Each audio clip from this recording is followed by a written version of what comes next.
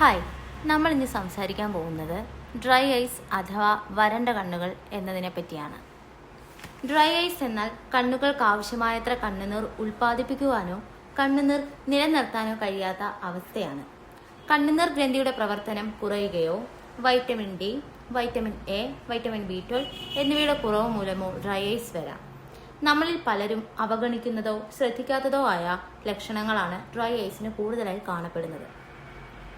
കണ്ണ് ചൊറിച്ചിൽ, പുകച്ചിൽ, കണ്ണിൽ എന്തോ വീണതുപോലെയുള്ള തോന്നൽ, കണ്ണിൽ നിന്ന് വെള്ളം വരിക, കണ്ണുകൾക്ക് ഭാരം തോന്നുക എന്നിവയാണവ. കൂടാതെ ഡ്രൈ ഐസ് കൂടുതലും കാണപ്പെടുന്നത് പ്രായമായവരിലും AC ഉള്ളതും വായുസഞ്ചാരം ഇല്ലാത്തതുമായ മുറിയിൽ കൂടുതൽ സമയം ചിലവഴിക്കുന്നവരിലും ചില മരുന്നുകളുടെ സൈഡ് എഫക്റ്റ് മൂലവും മൊബൈൽ, കമ്പ്യൂട്ടർ എന്നിവ അമിതമായി ഉപയോഗിക്കുന്നവരിലുമാണ്. പുകവലിയും ഇതിനൊരു കാരണമാണ്. തുടക്കക്കാർക്ക് ഇതിന് മെഡിസിൻ എടുക്കേണ്ട ആവശ്യം വരുന്നില്ല. ഭക്ഷണത്തിൽ കൂടെ ഏറെക്കുറെ പരിഹരിക്കാവുന്നതാണ്. ഫാറ്റി ആസിഡായ omega three, vitamin D, vitamin A എന്നിവ അടങ്ങിയിട്ടുള്ള ഭക്ഷണങ്ങൾ കൂടുതലായി കഴിക്കണം. ഉദാഹരണത്തിന് അയല, ചെറിയ മത്തി, പൊടിമീൻ, പലതരം പഴവർഗ്ഗങ്ങൾ. ധാരാളം വെള്ളം കുടിക്കുന്നതും ശരീരത്തിലെ ജലാംശം നിലനിർത്തി കണ്ണിന് കുളിർമയും ഈർപ്പവും നിലനിർത്താൻ സഹായിക്കുന്നു. ശരീരത്തിന് വ്യായാമം ആവശ്യമെന്നതുപോലെ തന്നെ കണ്ണിന്റെ ആരോഗ്യത്തിന് വ്യായാമം അനിവാര്യമാണ്. 20-20-20 നിയമം അതിന് ഉദാഹരണമാണ്.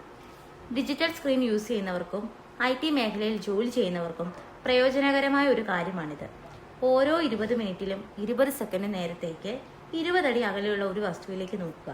ഇത് കണ്ണിന്റെ പേശികൾക്ക് വിശ്രമം നൽകുന്നു. കൂടാതെ കൃഷ്ണമണി മുകളിലേക്കും താഴേക്കും 10 വട്ടം ചലിപ്പിക്കുക. ഇരുവശങ്ങളിലേക്കും 10 വട്ടം ചലിപ്പിക്കുക. ഇത് തുടർന്നും ചെയ്യുക. തുടക്കക്കാർക്ക് ലൂബ്രിക്കൻസ് ഉപയോഗിക്കുന്നത് വളരെ നല്ലതാണ്. ആർട്ടിഫിഷ്യൽ ടീയേഴ്സ് ആണ് ഇതിലെ ഘടകം. അസഹനീയമായ ബുദ്ധിമുട്ടുകൾ തുടരുകയാണെങ്കിൽ എത്രയും വേഗം ഡോക്ടറിനെ സമീപിക്കേണ്ടതാണ്. ഒരു കാര്യം കൂടി പറയട്ടെ, കണ്ണ് ശരീരത്തിലെ ഒരു അവയവം മാത്രമാണ്. ശരീരം പൂർണ്ണ ആരോഗ്യമെങ്കിൽ കണ്ണും പൂർണ്ണ ആരോഗ്യത്തിലായിരിക്കും. ഭക്ഷണ ക്രമീകരണം എപ്പോഴും അത്യാവശ്യമാണ്. ഭക്ഷണത്തിൽ നമ്മൾ സെലക്റ്റീവ് ആവുക. Thank you all.